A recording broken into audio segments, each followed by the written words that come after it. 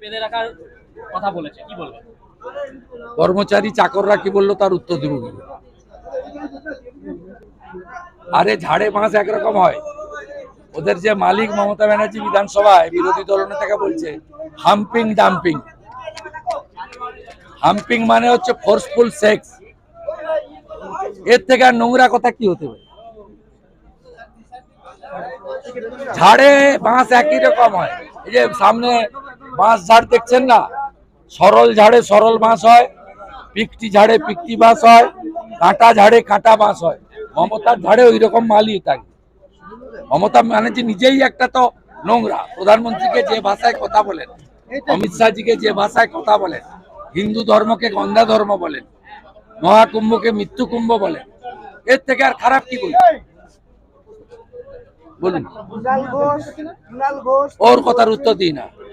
দাদা, 26-এর নির্বাচনের আগে দলকে শক্তিশালী করবার জন্য এবং এই রাজ্যে থেকে তৃণমূল কংগ্রেসের মোকাবিলার জন্য কি চিন্তা ভাবনা করছেন?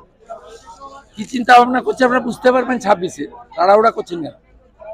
আমরা তো সনাতন এবং আদিবাসীদের ভোট নিয়ে 2,33,27,000 ভোট পেয়েছি। আর মমতা বন্দ্যোপাধ্যায় তোষণের রাজনীতি করে একটি বিশেষ সম্প্রদায়ের 2 কোটি ভোট নিয়ে সীমাহীন ছাপ্পা মেরে তিনি 2,75,00,000 ভোট পেয়েছেন। এ তো কারেন্ট হিসাব। লোকসভাতে 5% সনাতনীরা আর বেশি ভোট দিয়ে দেবে বাড়ি থেকে বেরিয়ে। এটাও হরিয়ানা হবে, দিল্লি হবে, মহারাষ্ট্র হবে। আমরা রাষ্ট্রবাদী সনাতনীদের জাগ্রত হওয়ার আবেদন জানাচ্ছি।